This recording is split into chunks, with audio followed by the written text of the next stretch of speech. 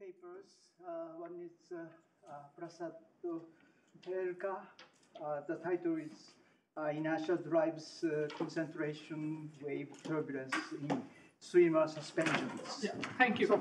So let me start by thanking both Patrick and Rahul for the kind invitation. It's wonderful to be here after 15 years. Last time I was here, I gave a 2-minute talk on film turbulence, and now I'm giving a talk on active turbulence. So the turbulence somehow remains the same. I must also thank INI because they have this wonderful visitor program which allowed me to visit University of York and interact with colleagues over there on bioconvection.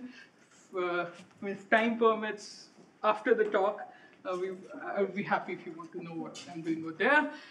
What I'm going to talk about is the role of inertia in polar suspensions of active fluids, and what it leads to, or a novel class of turbulence that it generates, which we like to call as concentration wave turbulence.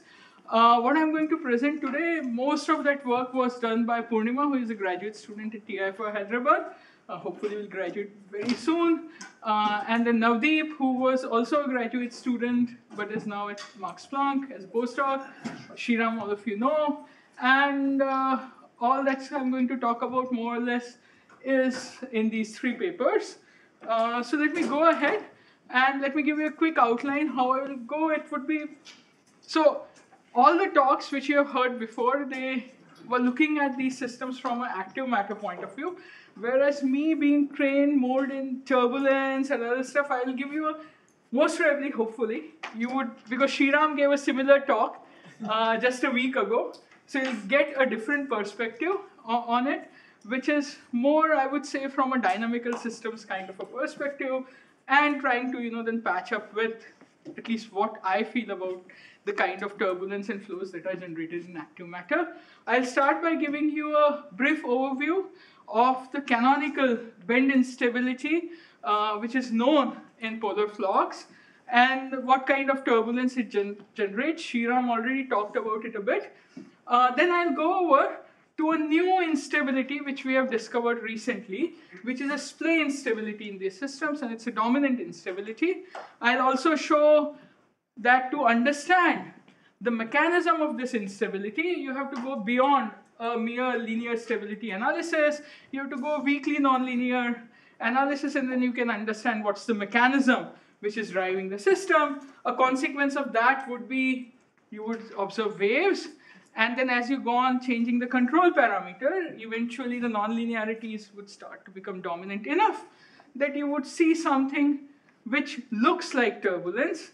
And then I will show you eventually that if you crank up your parameters large enough, you would start to see something which is like conventional turbulence, in the sense that you would have transfers because of nonlinear fluxes and velocity, kinetic energy flux, okay? So that would be more or less about it, and then I'll conclude by highlighting what are the main points. Okay, and as I mentioned earlier, one of the things which at least I am very much keen to understand is the role of inertia. So what you should be, so there's this nice article by Daphne Klotza on summarizing why inertia could be relevant, and the place where you, or the Reynolds number that we are interested in, are roughly over here. So you should be thinking of Reynolds of 0.101, where we believe the inertia, you should keep it in the system. And what we will see eventually is that how it drives the system away from the usual Stokesian kind of a picture.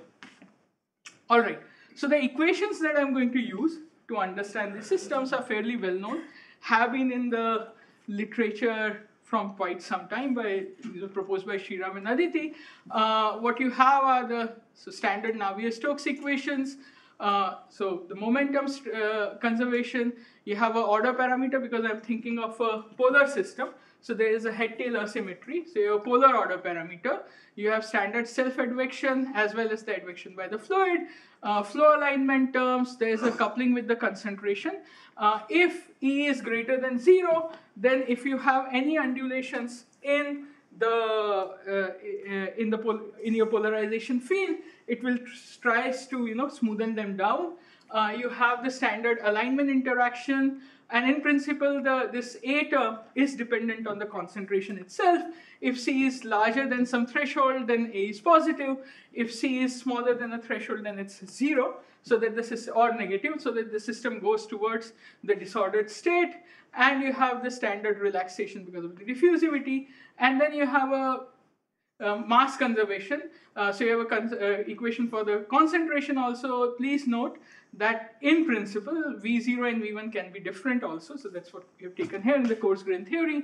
The free energy is the standard free energy that most of you have seen for quite some time. Reversible stresses, I already emphasized this particular point. And for all what we are going to talk today, I will tend to be in a regime where the viscosity is much larger than either the relaxation time of the order parameter or if there is no diffusivity here, but if you had plugged in diffusivity, the viscosity is going to be much larger than diffusivity also, because that's the standard regime in which most of the mesoscale swimmers, we believe, would live. All right, so keep that in mind. So just from here you can actually guess that there would be a dimensionless ratio, which is gamma k rho by mu. So that ratio is always going to be much less than 1 in whatever I'm going to talk today. All right, and the question that we are going to address is a question which has been looked at in the literature for quite some time. And the question is that if you have an ordered state of suspension, all right, and this is a cartoon, don't take it very, very seriously, in the sense that whatever I'm going to talk about is not applicable for fish. Most probably it's for much small scale organisms, but I'm just trying to represent here an ordered state and a disordered state. So if I start from an ordered state, I perturb it ever so slightly, whether it remains stable or it destabilizes. And if you do the canonical things in the sense that you go to the Stokesian regime, then you straight away would tell me that, look, what's going to happen is that the ordered state will destabilize, right? And so let's go ahead and then see in reality what happens. So in the Stokesian suspension, the active stresses are extremely crucial. And this was again pointed out by Sriram and Aditi long time ago, that active stresses destabilizes flux and leads to, eventually turbulence-like states. On the other hand, more recently with Sriram, we found out that in certain regime, inertia can stabilize a flux. What are those regimes? Either a regime where you ignore the concentration fluctuations completely by assuming that the concentration always relaxes extremely fast in comparison, if you do any perturbations to it, imagine that it's relaxing immediately. Or you can go to another limit where you assume that the concentration is always uniform, some kind of a dense suspension. There you would go to an incompressible light limit. In both these limits, you can show fairly easily that there exists a non-dimensional parameter r, which is a ratio of the swimming speed to the speed at which the active stresses, which is square root of sigma by rho, propagate through the system. This is the important control parameter. So depending upon this quantity, you could actually be in a regime where the flux is stable. All right, and it's easy to see that this number is very, if you just do a balance of viscous stresses to active stresses, you can come up with what should be an estimate for how sigma by rho is related to the viscosity, and can easily show that R is proportional to Reynolds number, at least for low Reynolds numbers. And so what one then can easily say is that even at small enough Reynolds number, but larger than 0, if you go up the ladder for a fixed beta, which is small enough, you would always land up in a stable flux regime. All right, so that was one of the interesting results, which is beyond the Stokesian thing, which is typically known in the literature or highlighted in the literature. And what I'll do first is to highlight some of these results and what kind of flows that are generated when one is looking at this system in the Malthusian limit. So what you assume is that concentration relaxes fast enough, so I don't have an equation for concentration anymore, and your equations are reduced to just equation for the hydrodynamic velocity and the polar order parameter. And then if you first do a stability analysis, not in the Stokesian limit, but in an inviscid limit. And by inviscid, I am Also, not only I'm ignoring viscosity, but for the time being, ignore the alignment as well as the rotational diffusion of the polar order parameter, and just think of transverse perturbations to an ordered state. Then you land up with this simplified system of equations, which you can easily diagonalize and find out that there exists a non-trivial solution provided r is less than 1 plus lambda. So what straight away this relation is telling you that, okay, you have a standard kinetic part, but then if r is less than 1 by lambda, then the ordered state is going to be linearly unstable. However, even within this limit, you can straight away see that if r is greater than 1 plus lambda, then your system is going to be linearly unstable, right? You could do something which is much better. You can take the full equations, do again the linear stability analysis with it, and what you find is something which is quite nice, that you have the order Q instability which I pointed out earlier, but you have another diffusive instability which is at order Q square, right? And this phase diagram is a phase diagram from linear stability analysis. What it's highlighting is, so this is the stable regime, this one is the order Q square regime, where the first term is stable, so r is greater than 1 plus lambda, but is smaller than another threshold r2, which is indicated by the dashed line, this quantity. Over here, your system is order Q square unstable, so you have a diffusive instability present in the system, anti-diffusion if you wish, and below it, your system is order Q unstable. So for small enough r, you indeed go back to the Stokesian kind of a regime. What you can then do is ask the following question, that this is all right, this is all within the linear stability. What happens if you do the full scale simulations of this? We did simulations both in 2 dimensions as well as in 3 dimensions. I won't be showing you movies over here because there's much more that I want to talk about in the next part of the talk. But what you essentially have for r less than r1 are a bunch of asters which go around, you get a steady state, and these asters keeps on moving around. You have an aster turbulence if you wish. If you go over this regime, which is in R2, you have nearly ordered but a fluctuating flock. All right, so this is again a very novel class of turbulence which we like to call as phase turbulence. However, if you are over here, you have a stable flock. All right, so one of the key messages which I want you to take away from this slide is the following, that if you were working in a regime where you could ignore the concentration fluctuations, then inertia can actually stabilize the flock provided your swimmer had large enough inertia. All right, this is quite counterintuitive to anyone who does standard turbulence, because in the standard turbulence, typically if you crank up the Reynolds number, you go unstable. Whereas here I'm pointing out that in this particular class of active turbulence, if you crank up the Reynolds number, you go from unstable to stable. All right, so that's one thing to keep in mind. However, you have to be careful for large enough r. So if r goes very, very large, it's not clear to me whether one could make a 1-to-1 correspondence between this ratio rho v0 square by sigma a and the Reynolds number, right? This correspondence, what I made, is actually true only in the small Reynolds number regime. So you have to take it with a pinch of salt. However, it's fairly clear that at least as you increase r, you are going from something which is unstable to stable. All right, and this is somewhat was the first thing we did. And then the immediate question that anyone would ask is that you have ignored concentration fluctuations. However, in any realistic system that one would like to study, you would have concentration fluctuations present. So what happens? So well, of course, then we did that. So you then take the full equations. Here, by the way, one should be A of C, sigma r, again, the reversible stresses, active stresses, so you have everything. And the only thing I would like to highlight again is that if in our convention, if E is less than 0, it actually likes to make clumping. So you could have concentration accumulating in regions where the polar order parameter is pointing in opposite direction. On the other hand, if E is greater than 0, if you have any undulations in the concentration, they would flatten out again. So E greater than, so if you were to think of the P equation as a Navier-Stokes-like equation, then this term is like a pressure-like contribution. If C, you start to think of it as a density, all right? So let's go ahead And when you have now this full system, you again can do a linear stability analysis. Of course, it becomes much more daunting because, so the stability analysis remains the same.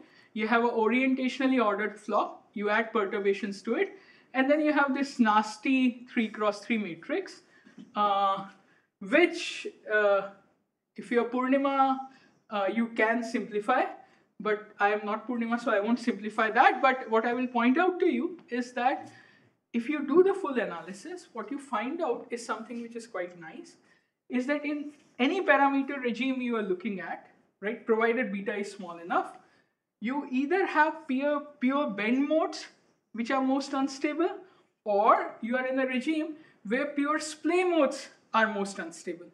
So that allows us then to ask that why don't we look at this system, at least to understand what's happening, either in the pure bend regime or the pure splay regime, and that's what we did.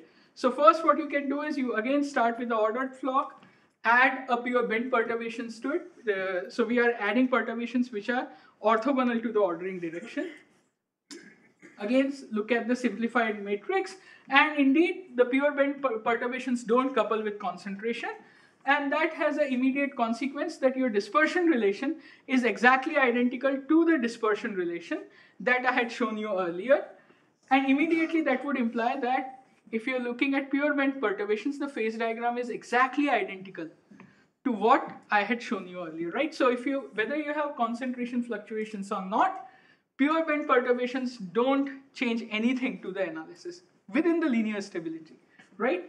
But now you could ask what happens to the pure splay perturbation. And that's where something very, very interesting starts to appear.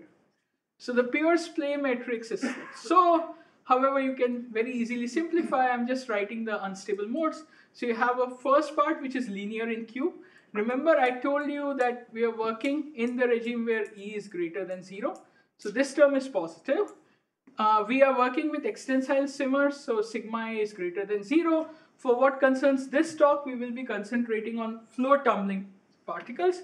One could indeed do it for the case of flow aligning. I won't go into it in details today. And then if you are looking at flow tumbling particles, then this term, because sigma is greater than 0, lambda minus is lambda minus 1 by 2. So this is negative, so both these terms become positive. The consequence of that, immediately you can see, is that the first part will just give you a traveling wave solution, right? And this is a bit like a toner 2 traveling wave, all right? Though in splay. On the other hand, so if this term is stable, then you start to look at this term. This is an order Q square term, right? Again, if you look at the equations carefully enough, you can show that for E greater than 0, this term can go negative. So you would have an order Q square splay instability provided this criteria is satisfied. All right. So now, because of concentration fluctuations, I haven't told you why it's appearing, right? This is a complete algebra and nothing else. But just be with me for a few minutes. What you have found out is that if you look at all the terms carefully, that you have a order Q square instability, which is a splay instability now. And then you can go back and ask the following question, that the phase diagram which I had showed you earlier, which was in R beta plane, now for fixed beta, you can make the same phase diagram with gamma E by V1, which is a non-dimensional number, versus R. And now what you have is a region 1, which is bend unstable, another region which has both bend and splay instability, and a region 3, which was in the system where concentration was not a relevant variable, stable. Now you have a splay instability present, right? So you have an additional instability coming in because you have concentration fluctuations present in the system. So now the important question, that so far I have done algebra, and if you know, there have been lots of talk about this, but everyone knows what is the mechanism for the standard bend instability, right? You have an ordered suspension, you put in some undulation, and so there are flows which are generated which are orthogonal to the order of the orientation, and that destabilizes the flow. On the other hand, you could ask me the question, what is the origin of this splay instability? right? Apart from the mathematical mumbo jumbo which I've done over here, right? So to understand that, the first thing you realize, or the very obvious thing for us, was to think that why don't we go to a Stokesian limit, and maybe we will recover the splay instability, right? But immediately Purnima found out that in the Stokesian regime, there is no splay instability. The system is linearly stable to splay perturbations, right? Okay. So the next best thing we said we could do is the following. Let's go into a regime.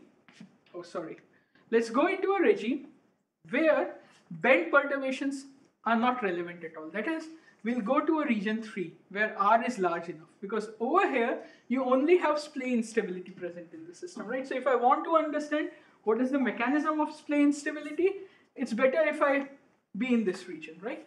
So I'll go work in a regime where R is large, but then you say that, why take R large? Take R to infinity. So then I'll take R to infinity. So that helps me, because that means that all the analysis would be simplified, but nevertheless, this criteria is always satisfied. Furthermore, I need not worry about what kind of swimmer I am, whether I am a contractile swimmer, extensile swimmer, flow aligning, flow tumbling, irrespective of what you are, if R is large enough, this instability is going to be present. So I'll work in that regime where I push R to infinity just to elucidate what is the mechanism of instability. And clearly I cannot work with the full equations, so I'm going to assume something which is what all physicists do. Let's come up with a minimal model which retains the essential terms. And we realize that the best way to work is, because you see we are thinking of an ordered flock in x direction and the perturbations are all along y. So why don't we look at solutions which are homogeneous in x and all these variables are changing in y. So you have rate of change of velocity, viscous dissipation. This term is just because of reversible stress. Remember, I am pushing the limit of R going to infinity, so the standard dipolar stresses are not present, right? So you only have reversible stresses, which gives you a coupling to concentration. Then you have an order parameter equation. Of course, you have a cubic nonlinearity, which is a bit difficult to handle. And you have an equation for concentration. So this is a flow alignment term. This is the term which is a pressure-like contribution to the order parameter. Then you have a concentration field which is advected and the diffusivity over there. And you can easily check that if you go to the Stokesian limit, that is you set rho is equal to 0, these two terms are same. Yeah. I'm sorry, but the point is, when you can push R to infinity, the active stress will still be there. It's not important for this instability. Of course, yes. So, no, but if you write in terms of so if you write the equation in dimensionless forms, then you can show that that term will drop out if I push R to, because I'm setting it to 0, right? But, okay, your point is well taken. What I'll show near the end of my talk, that even for R small enough, as small as 0.1, whatever I'm going to talk about in the later half of my talk will persist. Alright? It's just because I want to emphasize the role of the new instability, which was, Alright. So then, of course, you have 3 equations, and there's no point in again doing linear stability, because linear stability already told you that the system is unstable. Right? So what you do is, if you Purnima and you had really persistent, she numerically integrated it, and what we found was something remarkable, which was that in Stokesian system,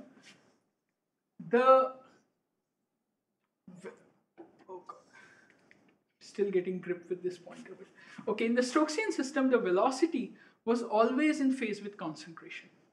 On the other hand, if you look at the inertial system, then you have the velocity and the concentration fields not always in phase, and they tend to go out of phase with each other, and somehow, one thing is growing, other is decaying, so on and so forth. So something like this is happening, that when the concentration thing, right, it's trying to flatten things out, you have the pumping in back from the polar order parameter and vice versa, thereby allowing the system to maintain a kind of non-trivial steady state.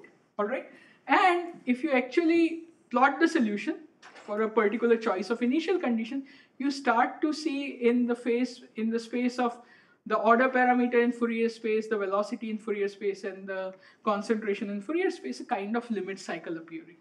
And that was a hint for us that we could do amplitude equation analysis, right? I mean, that's what everyone does. That's not a big deal. So you assume, but we did the simplest one, okay? We didn't do multiple amplitudes because this was good enough. You just assume one mode excited, put in the amplitudes there, simplify, write down the amplitude equation. You have the cubic nonlinearity, which is essential, right? Because otherwise the system is still linear, so you're going beyond the linear stability. You can solve it analytically, which is what Purnima did. And what you find is that indeed the solution that you get agrees with what one finds numerically. Furthermore, the control parameter that we used was density. Now that's a strange control parameter because I can't push it to negative values. Nevertheless, in this simple system, looks like that there is a half bifurcation where if your rho is 0, you only have a trivial solution, which is nothing. And as you go rho positive, right, it leads to a limit cycle kind of a solution. There is a half bifurcation. Now you ask yourself that, okay, we understand the mechanism is via some kind of a feedback mechanism, right? There's a delay which is important, and that's where inertia is playing a crucial role. What happens if you start to put the entire systems onto a computer and solve it, right?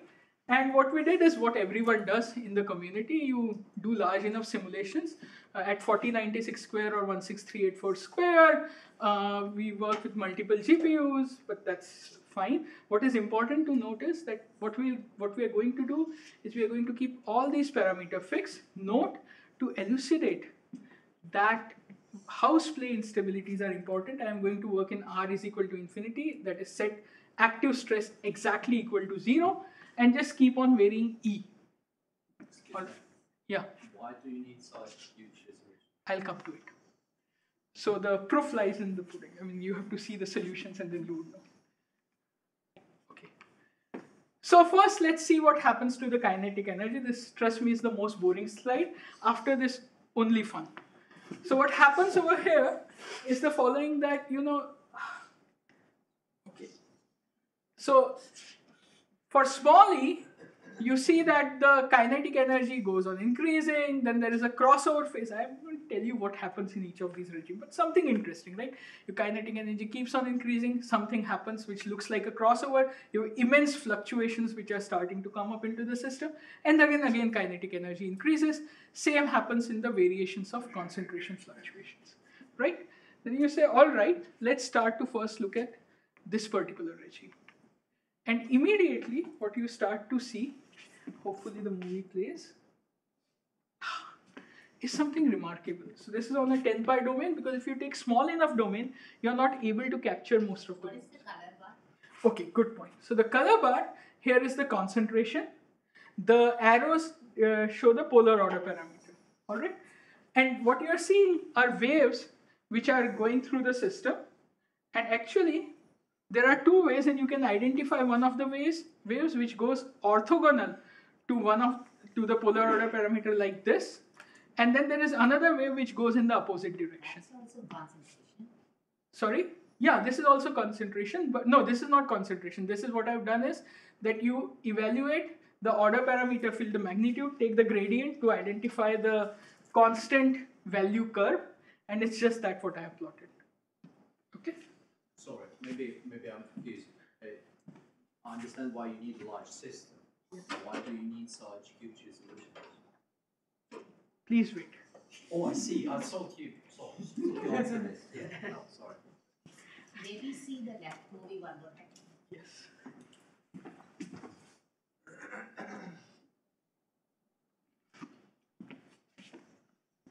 Right, so there are two waves which are going through, preserving their structure as. Now I won't claim that this is soliton or anything, but because I can't show it, but looks like that they're preserving them, they're moving through each other, right? Now what you do is you ask the question, what is the speed at which these waves are going? And a simple dimensional analysis would tell you, you would estimate that it should go like square root of gamma e v1 c0. That's directly coming from dimensional analysis, because v1 is the advection speed of the organism, and gamma e is how the pressure fluctuations would, or the order parameter would relax, fluctuations would relax via the concentration.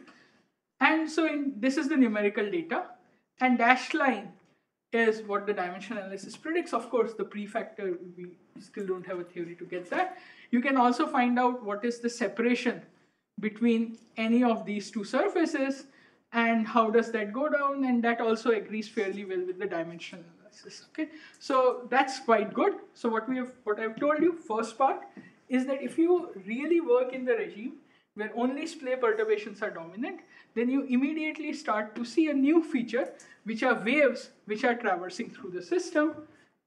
You go ahead and you ask the question that what happens if you increase E further, and you start to see something which is truly remarkable, which is that for some periods you have the variance of concentration very small, where the system looks like nearly ordered state, and then all of a sudden you have emergence of these defects in the system.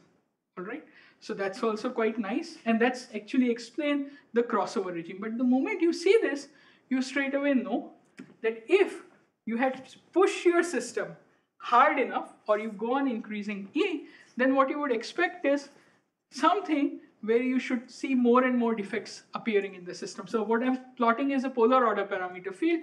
Therefore, I'm calling this vortex-like structure as a defect. Yes? So, in Purnima you have these cellular structures, and if you have a large enough system, these guys try to merge and they can't match, and that's where you get the defect. I mean, that's where you get the turbulence from. Is something similar happening here? So is this sort of cellular-like structure surviving for some scale? No, I'm not sure of that. Okay, so let me not commit to. I need to think about it. I'm not very sure. Most probably not, for the reason I'm going to show in the next slide. Okay, and then that's where the details would start to come in, right? So this is still at the place where you start to go from few modes being excited to now many modes getting excited, and you are getting some, the concentration fluctuations are still small enough, and you start to see some non-trivial behavior appearing. But now let's go to large enough values of E. And this is where you need high enough resolution, and I'll tell you why. So what I'm showing is a subvolume 2 pi by 2 pi of 100 pi box. All right? And if you see what's happening to the concentration, you see something like waves traveling through the system, something like, what happens to water waves as they traverse the surface of the fluid. However, so remember, I'm talking of a 100 pi box and this subvolume. So these are really small scale structures which you want to resolve. So you don't want to be in a regime, right, where your numerical resolution is not good enough, that you have just few grid points and then you don't know what's happening. So you want to have sufficiently large number of grid points at these scales to resolve the wave-like motion precisely. But if you look at the order parameter field, you see much large scale structures which resemble vortices which are moving around, all right, which resemble turbulence. So you have a kind of multi-scale phenomena happening at the system, where at small scales, in the concentration at least, you have waves which are traversing through the system. These waves are somehow exciting the order parameter and velocity field to give you structures which resemble 2D turbulence, right? Now, of course, an obvious question is, why is this happening? Can we understand it in any way? And, coming from, apart from pretty pictures, yes, what quantitative criterion would you use for turbulence on the right-hand picture? Good point. I'll come to it in a moment. Okay.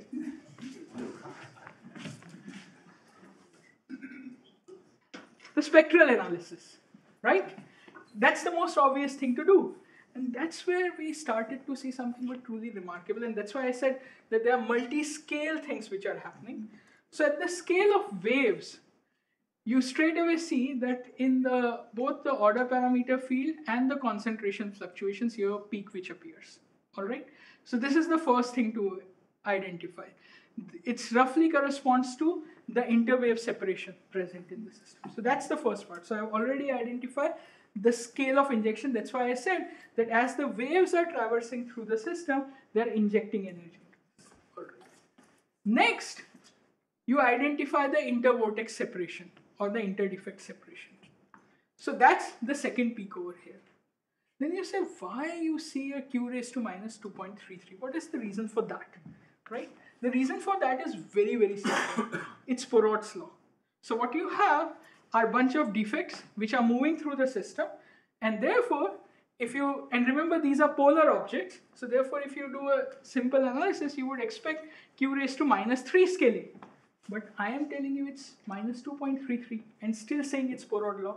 The reason for that is the following, that the standard Porod's law calculation assumes that your defects are uniformly distributed, whereas if you do a detailed analysis over here, by identifying the defect centers, evaluating the correlation dimension, you find that the defects are not uniformly organized, but they appear in patchy patterns, and that reduces the dimension, and therefore the scaling now becomes minus 2.33.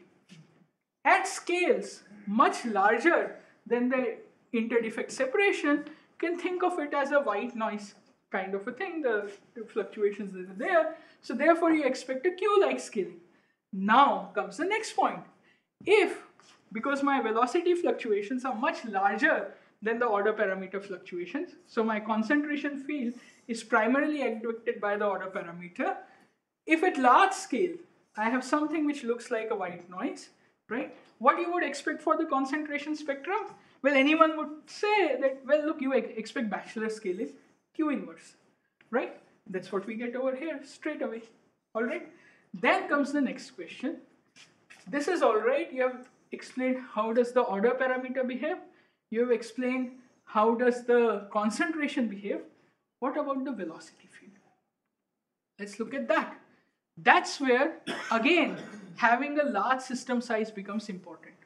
So to understand the spectrum, you do what everyone does in the community, that is the energy budget analysis. That is, you take your equations, do a Fourier transform, multiply it with U star of Q, then look at you would straight away get that you have viscous dissipation, balancing nonlinear transfers because of the advection, and whatever there is injection or dissipation because of the stresses which are present in the system. Both here it's only reversible stresses.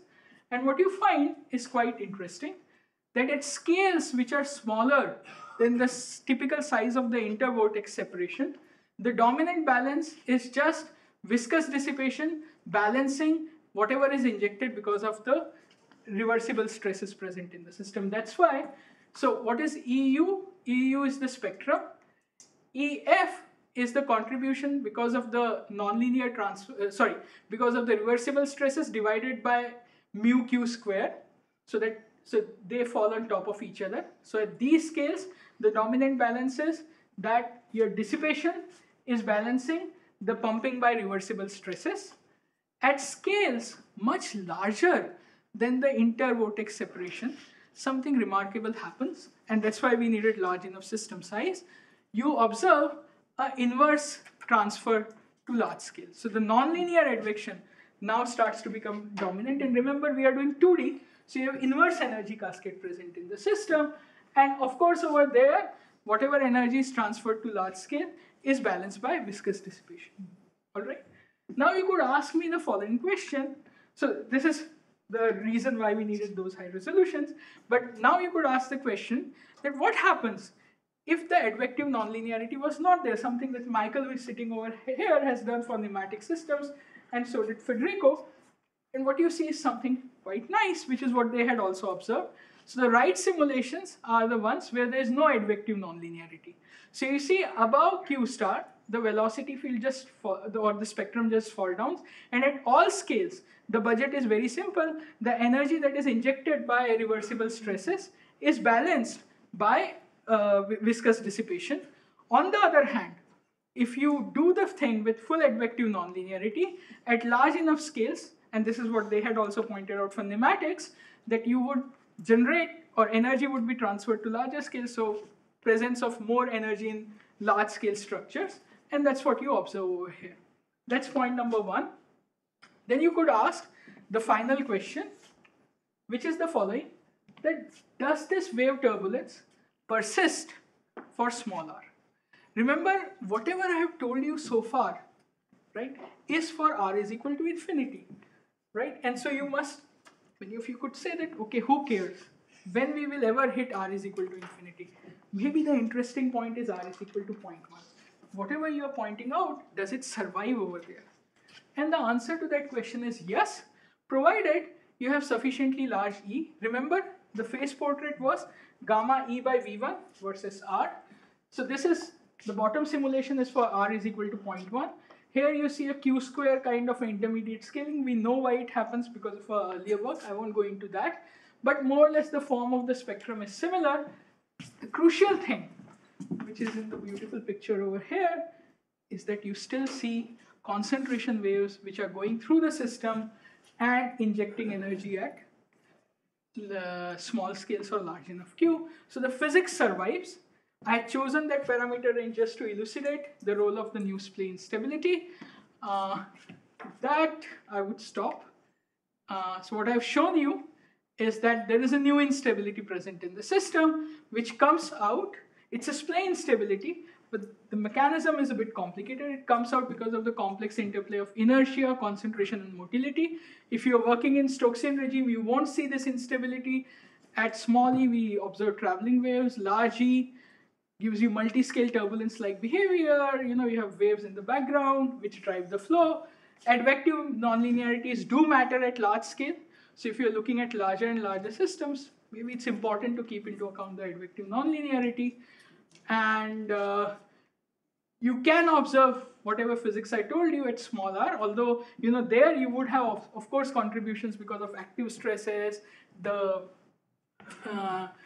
which will muddle up the picture a bit more. However, if you choose large enough gamma E by V1, you would see the signatures of the waves which I had pointed out earlier. So with that, I'll stop. If there are any questions, I'll wait.